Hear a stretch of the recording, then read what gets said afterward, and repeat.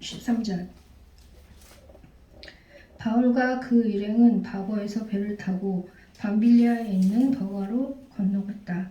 그런데 요한은 그들과 헤어져서 예루살렘으로 돌아갔다. 그들은 버가에서 더 나아가 비시디아의 안디옥에 이르러서 안식일에 회당에 들어가 앉았다. 율법서와 예언자의 글을 낭독한 후에 회당장들이 바울과 바나바에게 사람을 보내어 형제들이여 이 사람들에게 권면할 말씀이 있으면 해주시오 하고 청하였다. 그래서 바울은 일어나서 손을 흔들고 말하였다. 이스라엘 동포 여러분 그리고 하나님을 두려워하는 사람들이여 내 말을 들으십시오. 이 백성 이스라엘의 하나님께서 우리 조상들을 택하셨습니다. 이 백성이 이집트 땅에서 나그네 생활을 하는 동안에 이 백성을 높여주시고 권능의 팔로 그들을 거기에서 인도하여 내셨습니다. 광야에서는 40년 동안 그들에 대하여 참아주시고 가나안 땅의 7 족속을 멸하시며 그 땅을 그들에게 유업으로 주시고 약 450년 동안 차지하게 하셨습니다. 그 뒤에 예언자 사무엘 시대에 이르기까지는 사사들을 보내주시고 그 뒤에 그들이 왕을 요구하기에 하나님께서는 베냐민 지파 사람 기스의 아들 사울을 그들에게 왕으로 주셔서 40년 동안 그를 왕으로 섬기게 하셨습니다. 그 다음에 하나님께서는 사울을 물리치시고 다윗을 그들의 왕으로 세우시고 증언하여 말씀하시기를 내가 이새의 아들 다윗을 찾아냈으니 그는 내 마음에 드는 사람이다. 그가 내 뜻을 다 행할 것이다 하셨습니다. 하나님은 약속하신 대로 다윗의 후손 가운데 구주를 세워 이스라엘에게 보내셨으니 그가 곧 예수입니다. 그가 오시기 전에 요한이 먼저 회개의 세례를 모든 이스라엘 백성에게 선포하셨습니다. 요한이 자기의 달려갈 길을 거의 다 갔을 때에 말하기를 여러분은 나를 누구로 생각하십니까? 나는 그리스도가 아닙니다. 그는 내 뒤에 오실 터인데 나는 그의 신발끈을 풀어줄 자격도 없는 사람입니다. 하였습니다. 아브라함의 자손인 동포 여러분 그리고 여러분 가운데서 하나님을 두려워하는 사람들이여 하나님께서 이 구원의 말씀을 우리에게 보내셨습니다. 그런데 예루살렘에 사는 사람들과 그들의 지도자들이 이 예수를 알지 못하고 안식일마다 읽는 예언자들의 말도 깨닫지 못해서 그를 정죄함으로써 예언자들의 말을 그대로 이루었습니다. 그들은 예수를 죽일 만한 아무런 까닭도 찾지 못하였지만 빌라도에게 강요하여 예수를 죽이게 하였습니다. 이와 같이 그를 가리켜 기록한 것을 다 행하게 한 뒤에 그들은 예수의 시체를 나무에서 내려다가 무덤에 두었습니다. 그러나 하나님께서 예수를 죽은 사람 가운데 살리셨습니다. 그래서 예수는 자기와 함께 갈릴리에서 예루살렘으로 올라간 사람들에게 여러 날 동안 나타나 보이셨습니다. 이 사람들은 백성에게 예수의 증인입니다. 우리는 하나님께서 조상들에게 하신 그 약속을 여러분에게 기쁜 소식으로 전합니다. 하나님께서 예수를 일으키셔서 조상들의 후손인 우리에게 그 약속을 이루어 주셨습니다. 시편 2째 편에 기록한 바 너는 내 아들이다. 오늘 내가 너를 낳았다 한 것과 같습니다. 하나님께서 그를 죽은 사람들 가운데서 살리시고 다시는 썩지 않게 하셨는데 이렇게 미리 말씀하셨습니다. 다윗에게 약속한 거룩하고 확실한 복을 내가 너희에게 주겠다. 그러므로 다른 시편에서는 또 이렇게 말씀하셨습니다. 주님께서 주님의 거룩한 분이 썩지 않게 하실 것이다. 다윗은 사는 동안 하나님의 뜻을 받들여 섬기고 잠들어서 조상들 곁에 묻혀 썩고 말았습니다. 그러나 하나님께서 살리신 분은 썩지 않으셨습니다. 그러므로 동포 여러분, 바로 이 예수로 말미암아 여러분에게 죄 용서가 선포된다는 것을 알아야 합니다. 여러분이 모세의 율법으로는 의롭게 될 수 없던 그 모든 일에서 풀려납니다. 믿는 사람은 누구나 다 예수 안에서 의롭게 됩니다. 그러므로 예언서에서 말한 일이 여러분에게 일어나지 않도록 조심하십시오. 이렇게 말하였습니다. 보아라, 너희 비웃는 자들아, 놀라고 망하여라. 내가 너희 시대에 한 가지 일을 할 터인데 그 일을 누가 너희에게 말하여 줄지라도 너희는 도무지 믿지 않을 것이다. 아멘.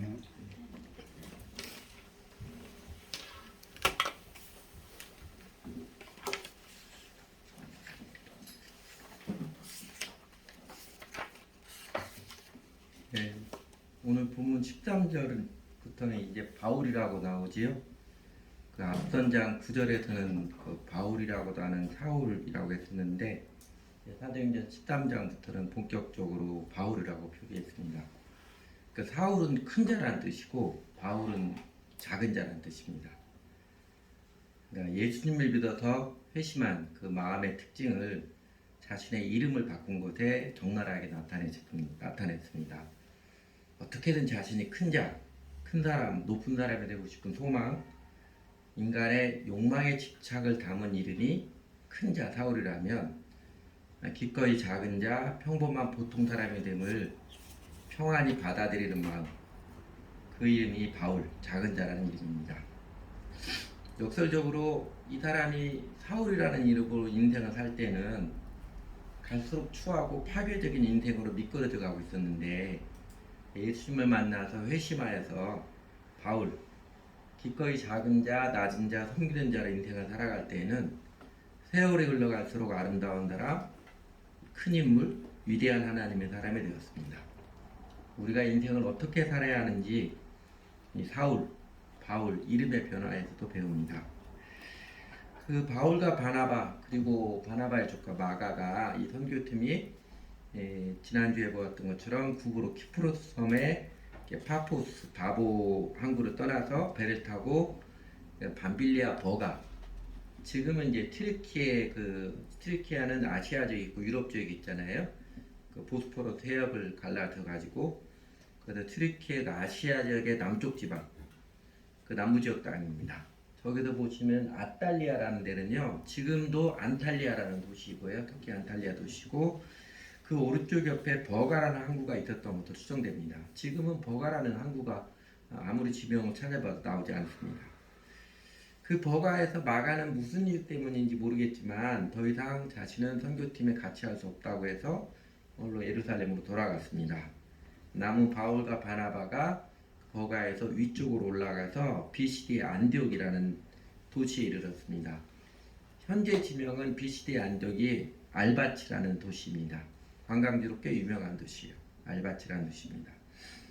그러니까 그 디아스포라, 그러니까 로마의 타이투스 정군이 예루살렘 성전을 완전히 파괴해버리고 그때 흩어진 세계 각지된 유대인들이 세계각 흩어지면서 그 회당을 세우고 안식일마다 회당에 모이는 게 관례가 되었습니다. 그러니까 바울과 바나바도 안식일이 되자 유대인들이 모이는 회당을 찾아갔었고 안식일에 회당에 들어가서 혹시 복음을 전할 기회가 있을까 살펴보고 있었습니다. 마침 회당장이죠. 회당을 관리하는 보스들이 그 회당에 낯선 사람이죠. 바울과 바나바에게 나름 환대하는 뜻으로 이야기할 기회를 주자 바울이 일어나서 회당에 모인 유대인들에게 쭉 복음을 전한 게 오늘 본문의 17절에서 41절까지 오늘 본문의 대부분입니다. 그 사도행전은요 반절 이상이 바울이 복음을 전하러 다녔던 행적의 기록이지요. 거의 사도행전 28장까지인데 13절부터는 다 바울 중심의 이야기잖아요. 그러면 그 바울이 전한 복음이 뭐냐? 바울이 전한 복음의 내용이 무엇인가를 사도행전에서 유일하게 밝혀준 것이 바로 오늘 본문이에요. 사도행전 13장 11절에 41절입니다. 아마 누가가 한번 이렇게 밝혀주고 다른 곳에서는 이제 간략간략하게 조금 그 상황에만 표현했지만 바울이 전한 복음의 내용이 무엇인가를 유일하게 밝혀준 본문이 오늘 본문입니다. 사도행전 17장에서 41절까지인데 그러니까 바울의 1차 지금 이제 1차 선교여행이라고 그러죠. 2차, 3차 선교여행 다니고 그리고 마지막 로마로 가는 여정에서도 여러 도시들을 다니며 복음을 전했었는데 어느 때나 어디서나 바울이 전한 복음의 내용이 바로 오늘 본문에 소개해 준 것입니다.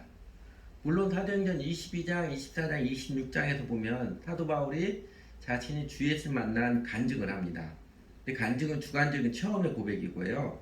객관적으로 세상의 모든 사람들, 특히 이스라엘 민족에게 왜 예수를 믿어야 하는가를 깨우쳐주는 내용이 오늘 본문입니다. 바울이 전한 복음, 오늘 본문의 내용이죠. 근데 여러분 보면 아까 읽어봤던 어디에선가 많이 본 것 같지 않고 좀 어디서 본 것 같지 않아요? 비슷한 것 같지 않아요? 성경 좀 익히 아시는 분들 알 거예요. 바로 사도행전 2장에서 사도 베드로가 증거한 복음이고 사도행전 7장에서 순교자 스데반이 증거한 복음의 내용과 비슷비슷합니다. 거의 같은 맥락이에요. 그리스도는 다윗의 후손이고 다윗을 통한 예언의 성취이고 이스라엘 민족 역사를 통해서 계시한 하나님의 메시아의 성취가 바로 예수다. 예수 그리스도. 십자가에 달려 죽으시고 3일 만에 부활하신 예수가 그리스도다. 이 큰 맥락에서는 다 똑같습니다. 베드로도 스데반도 바울도 다 똑같은 복음을 전했습니다. 그 중에서도 이스라엘 역대 전체를 훑으면서 제일 논리정연하게 예수가 바로 그 메시아 그리스도다 역사라는 게 오늘 본문 바울의 증거입니다. 그래서 오늘 본문 17장에서 41장까지는 크게 세 단락입니다. 먼저 17장에서 23절까지는요. 이스라엘 민족 역사를 통해서 하나님이 계시한 것을 밝혀주시고 그 다윗의 후손이 메시아 구세주 그가 바로 예수님을 증거하고 그 다음에 24절에서 32절까지는 침례자 요한의 증거이죠. 당대의 사건, 역사적 예수 행적이죠. 침례자 요한이 증거했고 예수님의 십자가 부활, 당시에 일어난 일들이 예수가 그리스도라는 것을 증거했음을 역설했고 그리고 마지막 33절, 33절, 30절까지는 구약의 시편의 세 가지 예언의 말씀 예로 들면서 이 다윗의 후손이지만 다윗과 비교할 수 없는 영원하신 부활하신 예수다. 그래서 그리스도다. 이렇게 역설했습니다. 그리고 마지막 38절에서 41절에서는 결론적으로 유대인들에게 예수가 그리스도를 믿도록 선포하고 초청한 내용입니다. 조금 더 자세히 보면요. 17절에서 23절까지 보면 17절 맨 처음에 그러죠. 이 백성 이스라엘 하나님께서 우리 조상들을 택하셨습니다. 아브라함의 선택부터 한 사람 아브라함 선택부터 이스라엘 민족을 선택하면서 바울은 시작합니다. 그리고 이어서 이집트에서 나그네 생활한 거, 출애굽하고 광야 40년 동안 반역하고 방랑했던 것, 가나안 땅에서 하나님의 승리를 경험하고 정착했던 은혜, 그 450년 동안 사사들의 지배를 받은 사사시대, 그리고 사무엘이 마지막 사사 끝나고 이스라엘 왕정국가, 초대임금 사울을 세웠다가 사울을 폐하시고 하나님 마음에 합한 사람 다윗을 찾아내 세우시는 바로 그 다윗의 후손에서 구주 메시아가 나타날 것이다. 그가 바로 예수다. 그렇게 증거했습니다. 이렇게 이스라엘 민족 역사를 통한 하나님의 계시 역사를 쭉 훑어 증거하고요. 그 다음에 24절에 32절에서는 그 당대의 사건이죠. 지금 살고 있는 당대의 사건. 당시 현재 유대 사회에서 일어난 일들을 통해서 예수가 그리스도심을 증거했습니다. 그러니까 유대인들은 모두가 다 하나님의 위대한 예언자를 인정하는 사람이 침례자 요한입니다. 하나같이 다 그 사람은 침례자 요한은 하나님 위대한 예언자다 인정을 했습니다. 그 침례자 요한이 바로 나 자신과는 비교할 수 없는 분. 나는 인간에 불과하지만 예수 그분은 하나님의 아들이십니다. 나는 그분의 신들매도 풀 감당을 사람, 신발끈도 풀고 메고 할 감당을 못하는 사람입니다. 그렇게 확실한 그렇게 확실하게 증거한 그리스도가 바로 예수 아닙니까? 예수가 그랬습니다. 이렇게 상기시켜 주는 것이죠. 그런데 아브라함의 자손이라는 유대인들이 모두가 위대한 예언자라 인정했던 침례자 요한이 그렇게 증거했음에도 불구하고 예수를 인정치 않고 안식일마다 회당에 모여서 구약성을 읽고 낭독해서 그 의미를 깨닫지도 못하고 그래서 사실 예수를 죽일 만한 아무런 이유 근거도 없었는데 빌라도로 졸라가지고 예수를 십자가에 죽게 하지 않았습니까? 여러분 그러나 사실 유대인들이 예수를 그렇게 십자가에 우리 유대인들이 죽게 한 것도 그것도 구약 예언의 성취입니다. 이렇게 증거를 하는 것이죠. 그리고 마침내 그러나 하나님께서는 십자가에 달려 죽으셨던 예수를 죽은 사람들 가운데 다시 살리셔서 예수가 그리스도 메시아임을 확증하셨고 부활하신 후 여러 날 동안 제자들에게 나타내 보이셔서 그 제자들이 지금 예수의 증인으로 살고 있고 그래서 예루살렘 교회부터 교회가 시작되어서 곳곳에도 교회가 세워지고 있고 바로 바울과 바나바 우리들도 예수의 증인이 되어서 여러분 앞에서 이렇게 예수가 그리스도 메시아임을 증거하는 것입니다. 이렇게 당대의 사건 역사적 예수 행적을 통해서 예수가 그리스도입니다. 증거했습니다. 그리고 한 걸음 더 나아가서 시편 33편의 37절 아니 사도행전 그 33절 37절 시편의 세 구절 예언을 인용하여서 예수는 바로 구약에 예언한 메시아 그리스도이시고 다윗의 후손 그리스도이시고, 그런데 다윗왕은 죽었지만 다윗의 후손인 예수 그리스도는 부활하셔서 영원토록 썩지 않고 지금도 살아계신 주님이십니다. 이렇게 복음을 전했지요. 그리고 이제 마지막 38절에서 49절까지 그러므로 동포 여러분 이렇게 시작해서 회당에 모인 유대인들에게 예수를 그리스도로 믿도록 초청하고 설득합니다. 그리고 예수 그리스도를 믿을 때 특별히 두 가지 은총의 주어짐을 강조했습니다. 하나는 38절이죠. 그러므로 동포 여러분 바로 이 예수로 말미암아 여러분에게 죄의 용서가 선포된다는 것을 알아야 합니다. 죄가 용서받는다는 사실이고, 또 하나는 39절이죠. 여러분이 모세의 율법으로 의롭게 될 수 없었던 그 모든 일에서 풀려납니다. 믿는 사람은 누구나 다 예수 안에서 의롭게 됩니다.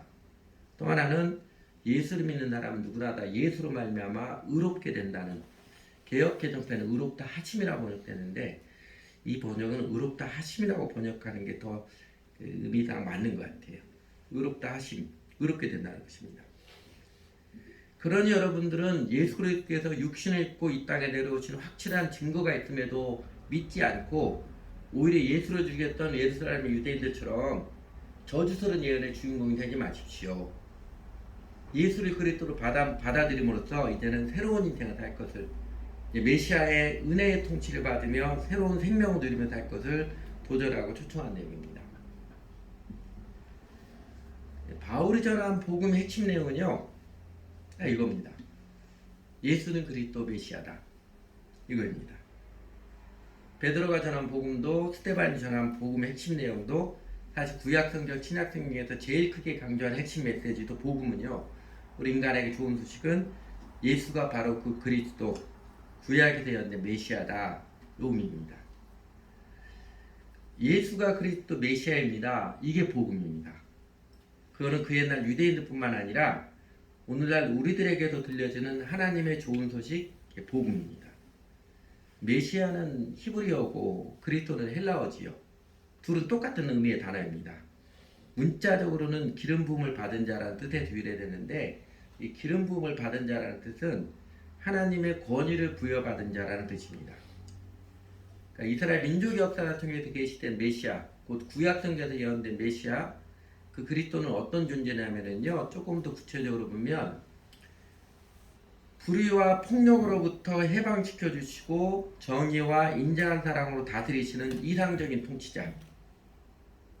그래서 그 이상적인 통치를 내려주심으로써 인간과 세상의 모든 문제를 궁극적으로 해결해 주시는 궁극적 해결자이십니다. 이상적인 통치자를 한 단어로 얘기하면 영어로 로드, 주님이시고요. 인간과 세상 문제의 모든 문제의 궁극적 해결자를 한 단어로 얘기하면 세이비어, 구세주이십니다. 그래서 예수는 Jesus is the Lord and Savior, 주님이시며 구세주이십니다. 그리스도는, 메시아 그리스도는 이상적인 통치를 실현하는 주님으로서, 그럼으로써 인간과 세상의 모든 문제들을 영원히 궁극적으로 해결해 주시는 구세주이십니다. 그러니까 메시아 사상은 바로 그 이상적인 통치자로서 인간과 세상의 모든 문제의 궁극적 해결자이신 그분이 인간의 역사 가운데 나타나서 개입하심을 간절히 기다리는 희망사상이지요. 유대인들에게는 그 메시아 그리스도가 다윗의 후손에서 나온다고 믿고 있었고, 그리고 유대인들은 주변 나라들부터 오래도록 폭력과 압제에 시달려 왔던지라 자연스럽게 메시아 사상이 간절해질 뿐만 아니라, 그리고 다윗 왕처럼 당장 눈에 보이고 자신들이 피부로 겪는 정치적인 압제와 폭력으로부터 해방시켜주는 유대민족의 최고의 왕, 최고의 통치자로 그렇게 기대를 했었습니다. 그래서 예수님을 따랐던 제자들 중에도 끝까지 예수님을 정치적 왕으로 기대했던 사람들이 있었지요. 그리고 베드로와 사도들조차도 처음엔 그 복음이, 예수가 그리스도시다 복음이 유대인들에게만 유효한 것들을 여겼던 것입니다. 사실 구약 성경의 메시아들을 잘 살펴보면 이미 메시아 그리스도는 유대 민족뿐만 아니라 세상 모든 민족에게 주님이시고 구세주이심이 거듭거듭 밝혀져 있었습니다. 다 나와 있었어요. 근데 유대인들은 자신들의 그 선민의식 사상 때문에 자신들이 시야를 좁게 만든 자신들의 주님, 자신들의 절대적인 통치자 이렇게 편견을 갖게 된 것이죠. 여러분 오늘날에도 우리들도 자신의 어떤 특권의식이 있으면요 자기 자신밖에 모르잖아요. 시야가 좁아집니다. 내가 뭐 특별한 사람인 것처럼 그 우월의식이 있으면 멍청해져요. 자기 자신밖에 모릅니다. 그래서 성령님께서 우리 사도행전 쭉 보았던 것처럼 베드로를 인도하시고 안디옥교를 세우시고 바나바 바울을 이끄셔서 복음이 유대인들뿐만 아니라 이방인들 세상의 모든 사람들에게 유효한 것이다 증거하시지요. 그렇게 예수가 그리스도 메시아가 유대인뿐만 아니라 세상의 모든 사람들에게 유효한 것이다 증거되게 하시고 또 받아들이게 하셔서 예수 그리스도는 세상의 모든 사람들에게 이상적인 통치자, 인간과 세상 모든 문제의 궁극적 해결자이심을 그렇게 확증해 주신 것입니다. 그리고 유대인들은 메시아 이상적인 통치를 가시적이고 물리적이고 현상적인 곧 정치적인 다스림으로 여겼었지만 그래도 이스라엘은 세상의 모든 나라보다 제일 뛰어난 막강한 국가가 되는 것처럼 여겼었지만 그러나 메시아 예수님께서 이 땅에 내려오셔서 가르쳐 주시고 보여주시고 깨우쳐 주셔서 바로잡아 주신 게 어떤 거예요? 메시아 그리스도 이상적인 통치는 영적이고 내면적이고 관계적인 통치라는 것을 깨우쳐 주셨습니다. 더 나아가 인간의 진정한 행복과 의미 그리고 세상의 모든 문제 해결은 가시적인 정치에 달려있는 것이 아니라 영적인 관계에 달려있음을 깨우쳐 주셔서 사람들의 그릇된 개념, 허황된 기대를 바로잡아 주신 것입니다. 사람이 거듭나지 아니하면 하나님 나라를 볼 수 없느니라. 내가 진실로 내게 이르노니 사람이 거듭나지 않으면 하나님 나라를 볼 수 없느니라. 이 한 말씀이 예수님이 단언한 한 말씀이 그 사상을 단적으로 대표해 주는 말씀이고 예수님께서 그 산상수훈에서 팔복을 인생의 지고지선의 복으로 선포했듯이 바로 그 사상이며 무엇보다도 예수님 당신 자신이 하나님의 능력을 지니고 있음에도 불구하고 정치적 메시아 되기를 거절하시고 오히려 정치적 폭력에 희생되시면서까지 하나님과 인간 사이 영적인 관계 회복에 헌신하신 그 뜻입니다. 십자가 그 의미가 바로 그것이며 그래서 부활은 예수가 그리스도 메시아 되심을 확실한 증거입니다.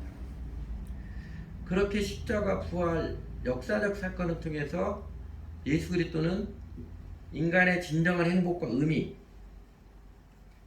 곧 영생이죠. 개인의 영생 그리고 세상의 모든 문제 해결 이거는 하나님 나라죠.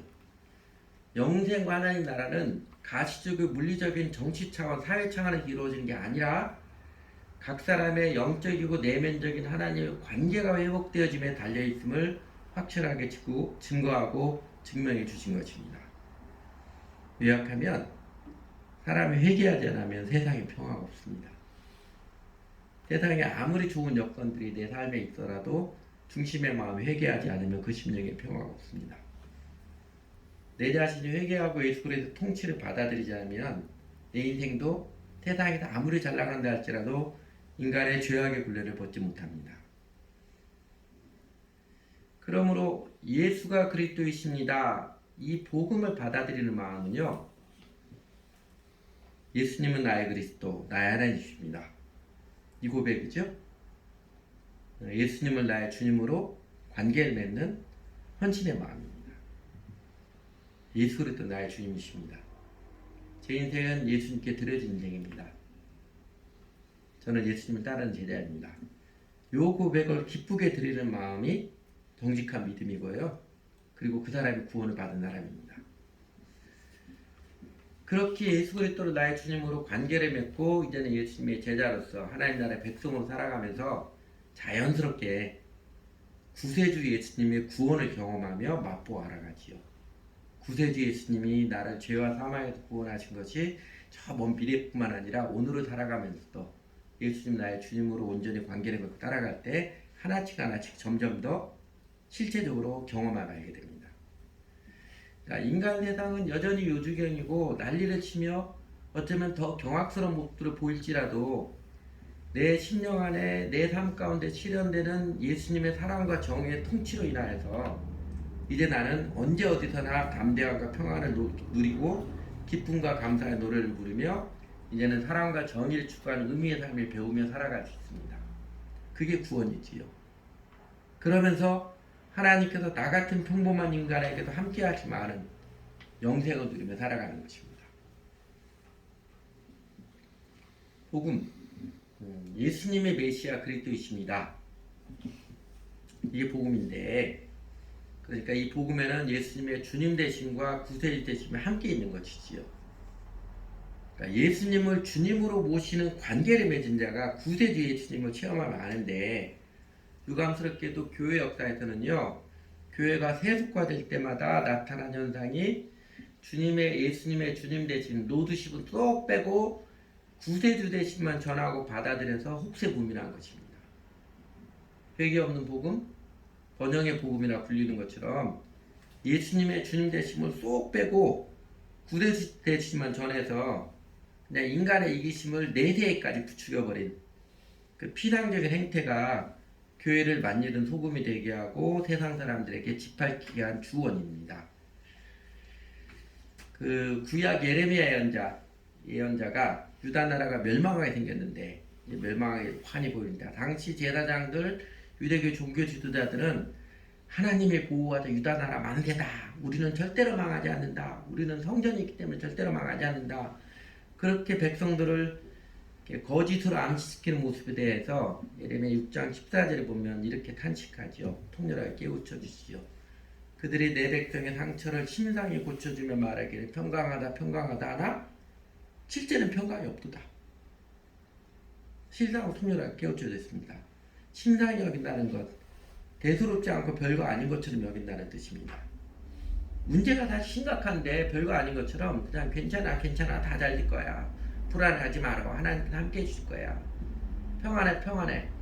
거듭거듭 이러면만 반복하는데 실제로는 평안이 한 개도 없는, 점점 더 불안하고 두려움이 가중되고 있음을 깨우쳐 준 것입니다. 예레미야 당시의 유대교 그 제사장들처럼 오늘날 우리 주변에서 복음을 이렇게 사탕발림하는 모습이 적지 않아서 이게 유감이지요. 예수님의 주님 되심은 듣기 거북하니까 네 인생 예수님께 온전히 맡기는 거다. 예수 믿는 것은 네 인생 온전히 맡기는 거고 예수님께 헌신되는 따르는 것이다. 그거는 듣기 거북하니까 그 말하면 교회 안 나올 것 같으니까 쏙 빼버리고 회개의 메시지 쏙 빼버리고 그냥 간단한 종교 요식행위 영적기도 한번 따라한다거나 뭐 의미도 모른 채 세례 혹은 침례를 받게 한다거나 그러면 영원한 구원을 받았다고 전하는 모습이 사실 매우 유감입니다. 그래도 우리가 우리 주변 사람들에게 복음을 제대로 잘 전해야 합니다. 그렇게 신상의 복음을 전하고 신상이 믿으니까 어떻게 돼요? 예수님의 약속은 생명의 실제가 없는 것이지요. 나를 믿는 자는 그 배에서 생수가 흘러나온다는데 내가 예수 믿고 교회 꽤 오래 다녔는데 예수님 때문에 생수가 흘러나오는 그런 경우가 없는데 예수님이 내 기도 들어주고 뭐 그런 것도 없는데 실제가 없는 거예요.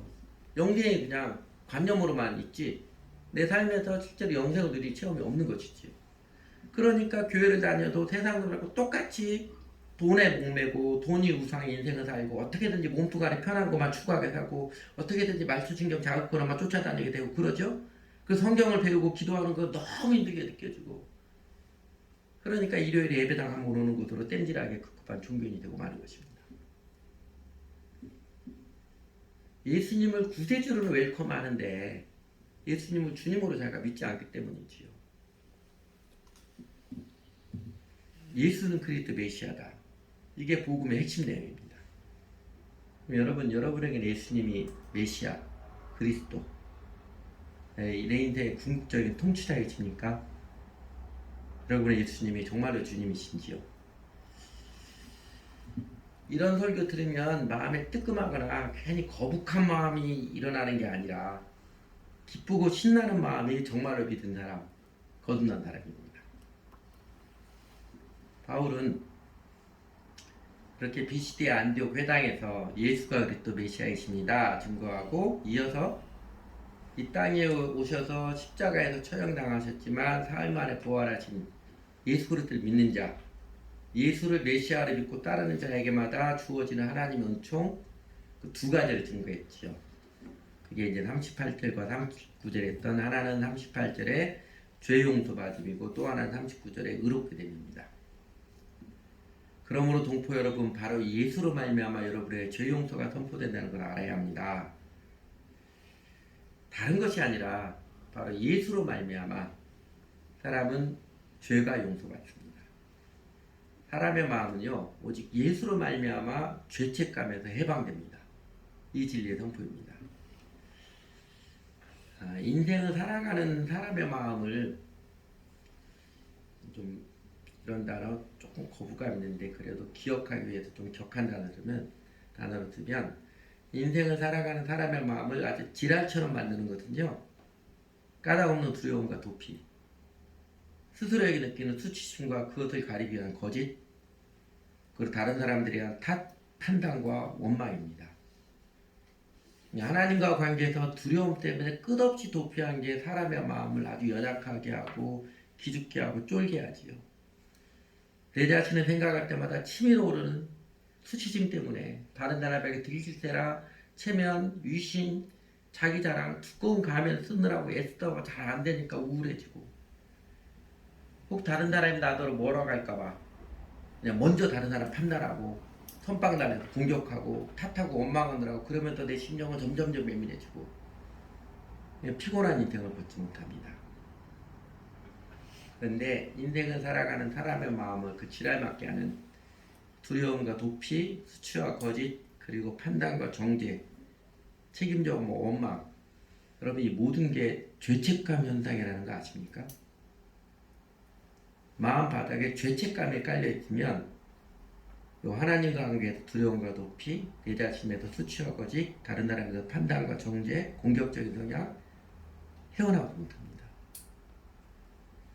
내 심령이 저 바닥에서 죄책감에 시달리고 있기 때문에 하나님과 관계에서 끊임없이 두려움과 도피를 하고, 내 자신에서 수치와 거짓이 시달리고 다른 사람들과 관계에서 판단과 원망에 민감한 것입니다. 사람이 아무리 자신이 행복하고자 평안하고자 아무리 발버둥을 쳐도요, 심령 바닥에 있는 죄책감으로부터 해방되지 않으면 그 마음은 이 죽음의 그림자를 벗지 못합니다. 반대로 내 심령 바닥에 있는 죄책감에 치유되면 나를 시달리게 했던, 내 영혼을 몹시도 치달게 했던 이 부정적인 정서들, 죽음의 그림자들은 자연스럽게 벗어집니다. 그리고 그 죄책감으로 해방, 치유는요, 내가 세상에 살면 얼마나 착하게 살았느냐, 얼마나 종교적 열심을 냈느냐, 그런 차원이 아니고 바로 예수로 말미암아 십자가에서 죽으시기까지 나라 사랑하신 예수 그리스도를 나의 주님으로, 그래서 예수님 관계를 맺고 예수님의 통치를 받으며 살아갈 때 이루어집니다. 나도 어떻게 할 수 없었던 내 심령에 예수님으로 말미암아 성령님이 마셔서 죄가 용서받은 자유를, 그 평화를, 기쁨을 안겨주십니다. 그리고 39절 또 하나가 의롭다 하심, 의롭게 됨이죠. 모세의 율법으로는 의롭게 될 수 없던 그 모든 일에서 풀려납니다. 믿는 사람은 누구나 다 예수 안에서 의롭게 됩니다. 의롭다 하심을 얻는 것, 예수님으로 말미암아 누려지는 은총입니다. 의롭다 하심, 현대에는 잘 안 쓰는 표현이잖아요. 실감이 잘 안 가지요. 그냥 교회 용어처럼 이렇게 생각하기 쉬운데 이런 것입니다. 그 심리학자들의 연구에 의하면 인간의 마음에 애타게 갈망하는 기본적인 욕구가 안정감의 욕구하고 존중감의 욕구라고 하지요. 내 영혼은 안전합니다. 노래하듯이 내가 불안에 시달리지 않고 평안을 느끼며 살아가는 그 안정감, 그리고 내가 쓸모없는 인간으로 여겨지지 않고 내 인생의 실패자로 여겨지지 않고 소중한 존재로 받아들여지는 존중감, 이 안정감과 존중감 모두를 아우르는 표현이 의롭다 하심 칭의입니다.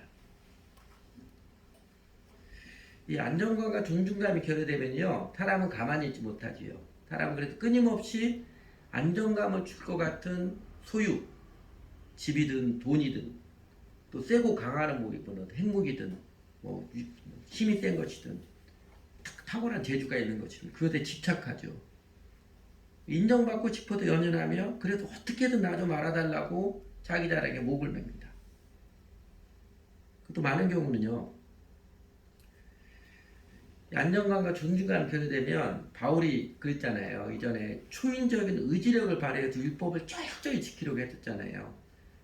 그런 모습처럼 안정감과 존중감이 결여되게 크게 입혀지면 자기 학대를 하면서까지 인간은 안정감과 존중감 욕구에 매달립니다. 그러나 그렇게 종교적 수행이든 자신이 좋은 사람으로 보이기 위한 선행이든 집착적으로 하면 할수록 어떻게 돼요? 예수님께서 그 바울을 처음 만났을 때 가시채를 뒷발질하기가 내게 고역이니라 전곡을 콕 찔렀듯이 그러면 그럴수록 속심령은 문드러집니다. 더 민감해지고 더 두려움의 노예가 되고 더 불안해집니다. 그 속심령이 문드러지니까 어떻게 해요? 더 집착하게 되죠. 더 집착하게 되고 이 고통의 굴레를 쳇바퀴 도는 게 하나님 없는 인간의 실존이라고 보입니다. 메시아 그리스도는요, 이 인간의 굴레에서 해방시켜주는 구세주이십니다. 내가 의로운 행동을 한 개도 하지 않았을지라도 살아온 게 죄뿐일지라도 그러나 이제는 내 마음대로 살지 않고 예수 그리스도 내 인생을 의탁하고 온전히 드립니다. 예수님이 나의 주님이십니다. 저는 예수님의 통치를 받으며 살겠습니다. 예수님의 제자로서 예수님의 멍에를 메고 예수님을 배우며 예수님께 헌신한 자로 살아가겠습니다. 그 사람에게 하나님께서는 그 마음의 떳떳함, 하나님으로 말미암은 하나님의 사랑을 받는 안정감, 하나님께서 나를 존귀하게 여겨주시는 존중감이 비로소 충족되어서 이제는 마구 쫓기는 집착을 벗고 이제는 평안을 노래하며 살아가며 사는 행복을 맛보며 살아갑니다. 율법으로는 의롭게 될 수 없지만 믿는 사람은 누구나 다 예수 안에서 의롭다 하심은 없습니다. 이 말씀이 그 뜻입니다. 여러분은 예수를 믿음으로 이 죄의 용서와 의롭다 하심의 은총을 받아 누리며 사십니까? 혹시 나는 믿는다고 하지만 그런 건 나한테는 낯서는데 잘 모르겠는데요. 이런 마음이라면 나는 정말로 예수가 나의 그리스도 나의 메시아인가? 이 복음의 핵심 내용 앞에 직면해 보시기 바랍니다. 나는 예수와 무슨 관계인가? 그리고 더 나아가서 예수 그리스도가 나의 주님이십니다. 이제는 내가 예수님께 내 인생을 드려서 예수님을 제일 소중히 여겨서 예수님의 멍에를 메고 예수님 배우며 따르며 살겠습니다. 이 생애 제일 아름다운 회심의 결정을 하시기 바랍니다. 이스라엘 민족 역사를 통해서 계시된 예수 그리스도, 이 땅에 오셔서 십자가 부활로서 사랑과 생명의 주이심을 명확히 증거하신 예수 그리스도, 그 예수님을 나의 그리스도 주님으로 관계를 맺은 자, 그 예수님께 내 인생 의탁하고 헌신하여 주 예수님을 따르는 자는 확실하게 죄의 용서와 의롭다 하심, 그 영생을 누리며 살아갑니다. 같이 기도하지요.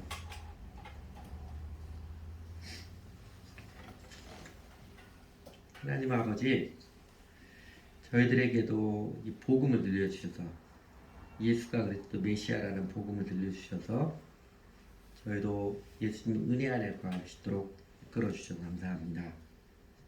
예수님을 주님 믿고 살아가는 저희들의 모습, 저희의 연약함은 숱하게 많이 보지만 그래도 예수님을 주님으로 모시고 주님을 따르며 살아갈 때 그 복음이 저희 신령과 삶에서도 생명이 되고 기쁨이 되게 해주셔서 감사를 드립니다. 그 복음이 저희들에게도 생명이 되고 기쁨이 되도록 죄와 사망의 굴레를 벗어버리고 이제는 평안을 노래하며 감사를 고백하며 살아갈 수 있도록 예수님께서 이 땅에 내려오셔서 십자가에 가시고 죽으시기까지 사랑을 실천하셨던 그네의 사랑에 그리고 3일 만에 부활하셔서 예수님의 그 생명의 약속이 능력임을 실제임을 나타내 주셔서 정말 감사드립니다.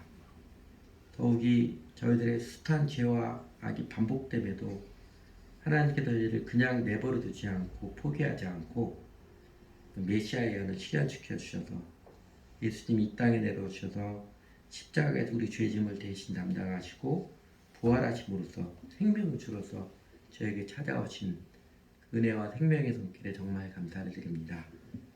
하나님, 근데 주님이 그렇게 영원한 통치자 주님이시며 구세주신데 저희가 예수님을 주님으로 관계를 맺는 것은 애둘러 외면하고 그냥 구세주만 되어주기를 바라는 날팍한 식보들을 용서해 주시기 바랍니다.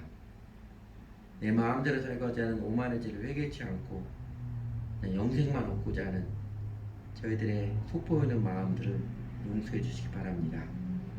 저희가 그냥 피상적인 종교 테두리에 적당히 만족하고 또 그렇게 전했던 어리석음과 오류들을 주님 용서해 주시기 바랍니다. 그래서 주님께 간절히 간구합니다. 예수님, 저희들에게도 정말로 주님이 되어 주십시오. 저희들의 삶을 주님께서 맡아주시고 통치해 주시고 받아주시고 인도해 주십시오. 이상적인 통치자이신 예수님께서 저희들의 심령과 삶도 이렇게 받아주셔서 그 사랑과 정의에 인자하시고 아름다우신 사랑과 정의의 통치를 내려주셔서 저희가 예수님의 주님 대신 예수님의 다스림을 받으며 비로소 생명을 노래할 수 있고 하나님의 사랑을 경험할 수 있고 인생의 의미를 경험해 갈 수 있도록 이끌어 주십시오. 주님께서는 마음이 온유하고 겸손하셔서 저희를 끝까지 인격적으로 사랑하시며 정의와 인애를 이끌어 주셔서 정말 감사를 드립니다.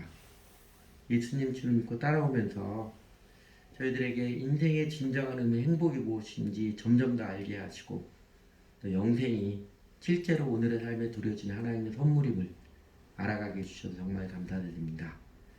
그래서 사랑하는 주님, 저희도 더욱 예수님을 사랑하며 우리 주 예수님께 사랑과 충성을 드리며 따르며 살고 싶습니다. 우리 안에 내려주신 그 예수님의 생명을 인하여서 우리의 이웃들에게 예수님의 주님 되심을 사랑으로서 정직하게 전하며 살고 싶습니다. 저희들을 통해서 예수님이 그리스도 만유의 주님이심을 우리 모두에게 영생을 내려주시는 생명의 주님이심을 더욱 명확하게 드러내 주시기 원합니다. 예수님이 만왕의 왕이시고 만주의 주이심을 저희들의 삶, 저희들의 교회를 통해서 선명히 더 아름답게 증거되었으면 좋겠습니다. 저희도 살아가는 삶으로, 행동으로, 그리고 사랑의 말로써 우리 이웃들에게 복음을 전하여서 저희를 통하여서 또 점점 더 예수님을 주님 믿고 따른 사람들, 예수님을 주님으로서 영생을 맛보며 즐거워하며 살아가는 사람들, 그 생명의 행진이 아름답게 힘있게 펼쳐졌으면 좋겠습니다. 예수님 이름으로 기도드렸습니다. 아멘.